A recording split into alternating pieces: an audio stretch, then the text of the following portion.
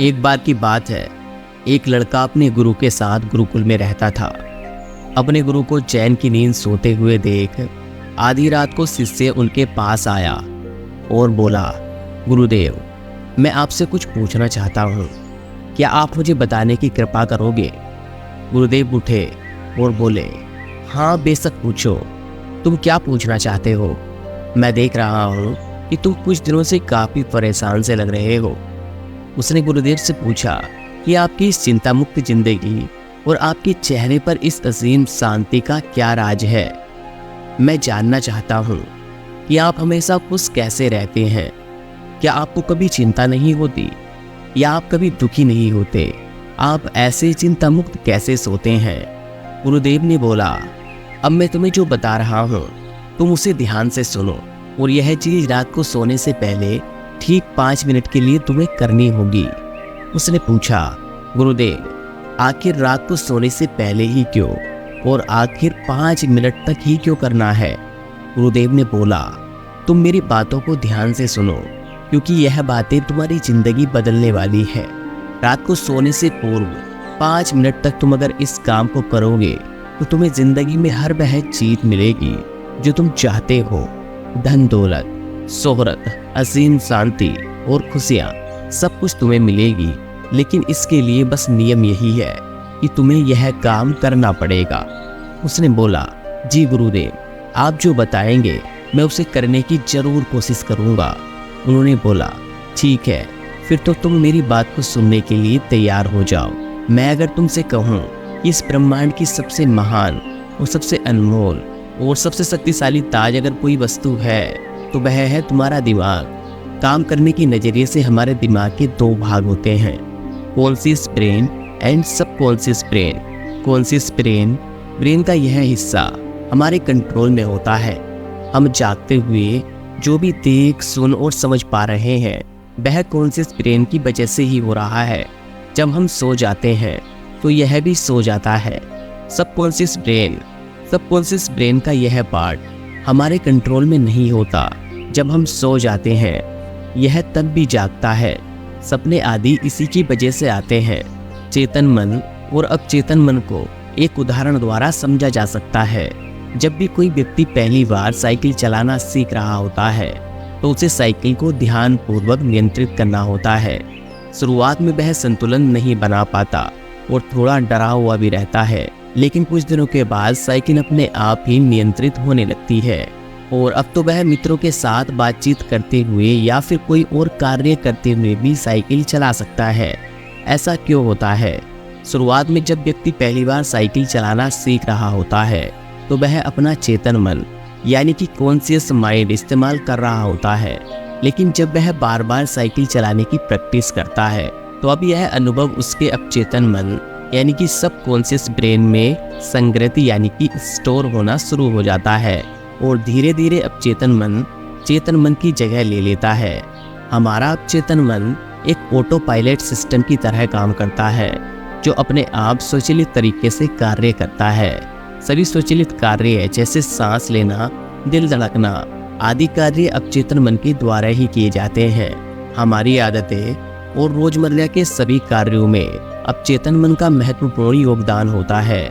हमारे हर एक विचार का हमारे अपचेतन मन पर महत्वपूर्ण प्रभाव पड़ता है, या यह कह सकते हैं कि हम जो भी कुछ सोचते हैं या करते हैं उससे हमारे अपचेतन मन की प्रोग्रामिंग होती जाती है और फिर बाद में धीरे धीरे अपचेतन मन उस कार्य को नियंत्रित करने लगता है। हमारी आदतों और धारणाओं का निर्माण भी ऐसे ही होता है और बाद में वह आदत स्वचालित रूप से अपचेतन मन के द्वारा नियंत्रित होती है। यह हम पर निर्भर करता है कि हम अपने अपचेतन मन की प्रोग्रामिंग कैसे करते हैं। एक बार प्रोग्रामिंग हो जाने के बाद अपचेतन मन उसी के अनुसार कार्य करने लगता है, चाहे वह कार्य गलत हो या सही हो। चेतन मन यानी कि कॉन्शियस माइंड को विचारों का चौकीदार या फिर गेट कीपर कहा जा सकता है।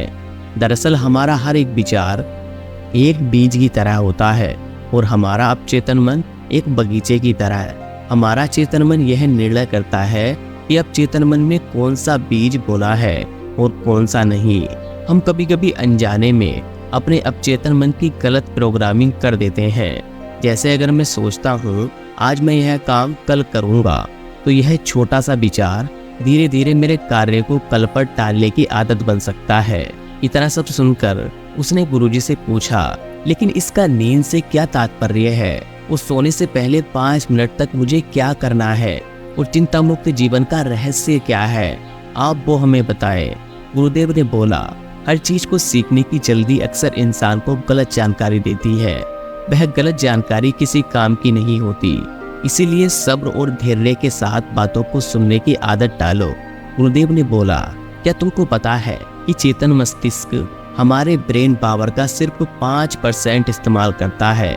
यही दूसरी तरफ आपकी फीलिंग, हैप्पी, बिलीफ, सिस्टम, यादें, अनुभव और भी बहुत सारी चीज जो स्वतः चलती हैं, जैसे सांस लेना, देखना, पलकें झुकाना, हृदय की धड़कन महसूस करना, यह सभी आपका सबकॉन्शियस मन पर कंट्रोल करता है। यह आपकी ब्रेन 5% इस्तेमाल करता है। आपके अवचेतन मस्तिष्क की प्रोसेसिंग पावर लगभग 40 मिलियन बिट्स पर सेकंड होती है, यानी कि सबकॉन्शियस मन से लाखों गुना ज्यादा होती है। सबकॉन्शियस मन के पास इतनी क्षमता है, ब्रह्मांड की अनंत संभावनाओं को बड़ी आसानी से सच कर सकता है। जिंदगी में एक बात हमेशा याद रखो, तुम जो भी हो, जैसे भी हो, तो आपकी सोच की वजह से हो। तुम अपने दिमाग को जैसी बातें बताते हो, जैसी चीजें दिखाते हो और जैसी बातें सोचते हो, वैसे तुम बन जाते हो और वैसे ही तुम्हारी जिंदगी होती है। और इन्हीं वजहों से सुख दुख और तुम्हारे मन का सुकून, शांति सब कुछ मिलता है और सब कुछ खो भी जाता है। इसीलिए खुद को सही दिशा देना जरूरी है। क्या तुमने कभी ऐसा अनुभव किया है कि जब तुम सोते हो तब तुम ऐसी घटना के बारे में सपना देखते हो जिसे आपने सोने से चंद मिनट पहले सोचा था या बोला था या फिर देखा या फिर सुना था? क्या आपके साथ ऐसा कुछ अनुभव हुआ है? उसने बोला, हाँ गुरुजी। गुरुजी ने बोला, सोने से पहले जब हम आधा सोए और आधा जागे हुए अवस्था में होते हैं, तब हम तैयार होते हैं अपने सबकॉन्शियस मन में उन विचारों को डालने के लिए जिसे हम अपने जीवन में प्रदर्शित करना चाहते हैं। तब तुम जो भी सोचोगे, जो भी मन में विचार लाओगे और जिन विचारों के साथ तुम रात को सोने की कोशिश करोगे, वह सारी चीजों को तुम्हारा दिमाग, तुम्हारा सपना, तुम्हारा मन साकार करने की कोशिश करेगा। इसीलिए सोने से पहले उन अच्छी चीजों के बारे में ही सोचो जिसे हम पूरा करना चाहते हैं। उससे रिलेटेड पॉजिटिव विचार आप इसी समय में अपने सबकॉन्शियस मन में डायरेक्ट डाल सकते हैं। सबसे पहला तरीका है, तुम सोने से पहले सिर्फ इन चीजों के बारे में सोचो जो तुम्हें सुकून दे, जो तुम्हें शांति दे, जिससे तुम्हारा मन हल्का हो। आंख बंद करके तुम यह सोचो, आज का पूरा दिन बिताकर मैं हमेशा की तरह यह आज के आखिरी 10 मिनट खुद को दे रहा हूँ। मैं सबसे पहले उनको माफ करता हूँ जिन्होंने आज मुझ पर गुस्सा किया। मैं उन सबको माफ करता हूँ जो बदल गए। मैं उन सब उम्मीदों को खुद से अलग करता हूँ जो किसी और इंसान पर टिकी है।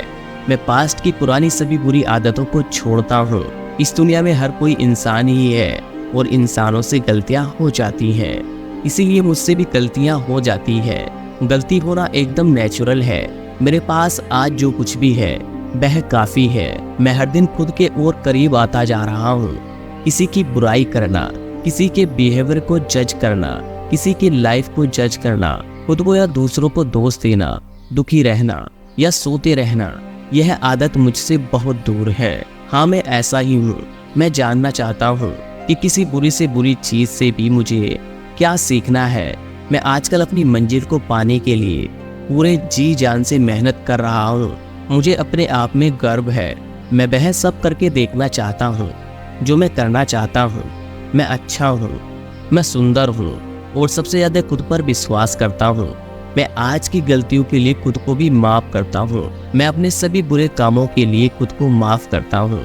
मेरे पास आज जो कुछ भी है वह काफ़ी है। मैं हर दिन खुद के और भी करीब आता जा रहा हूँ। किसी की बुराई करना, किसी के बिहेवियर को जज करना, किसी की लाइफ को जज करना, खुद को या दूसरों को दोष देना, दुखी रहना या सोते रहना, यह आदतें मुझसे बहुत दूर है। हाँ, मैं ऐसा ही हूँ। मैं जानता हूँ कि किसी बुरी से बुरी चीज़ से भी मुझे क्या सीखना है। मैं आजकल अपनी मंजिल को पाने के लिए पूरे जी जान से मेहनत कर रहा हूँ। मुझे अपने आप में गर्व है। मैं वह सब करके दिखाता हूँ जो मैं करना चाहता हूँ। मैं अच्छा हूँ, मैं सुंदर हूँ और सबसे ज़्यादा खुद पर विश्वास करता हूँ। मैं आज की गलतियों के लिए खुद को भी माफ़ करता हूँ। मैं अपने सभी बुरे कामों के लिए खुद को भी माफ़ करता हूँ। मेरे घर वालों के साथ मेरा रिलेशन मजबूत है। मैं अपने गुस्से को इसी वक्त खुद से अलग करता हूँ। मैं हर तरह के डर को इसी वक्त खुद से अलग करता हूँ। मैं मानता हूँ कि आज के दिन मुझे एक नई सीख मिली है। मैं समझता हूँ कि आज का दिन चला गया है, लेकिन मैं ठीक हूँ। मेरा शरीर स्वस्थ है। अंतिम में गुरुदेव ने बोला, अगर तुम रोज 5 मिनट तक यह बातें खुद को बताते हो तो हमारा दिमाग तुम्हें यकीन दिलाएगा कि जीवन में कितनी शांति है। बाकी अगर यह कहानी आपको अच्छी लगी हो तो इस वीडियो को लाइक करना, अपने सभी दोस्तों के साथ इसको शेयर भी कर देना। आगे भी इस तरह की वीडियोस देखना चाहते हो तो चैनल को सब्सक्राइब कर लेना। मैं आपसे बहुत ही जल्द एक और नई मोटिवेशनल स्टोरी वीडियो में मिलता हूँ। तब तक के लिए आप अपना और अपने परिवार का ध्यान रखिए और हमेशा मुस्कुराते रहिए।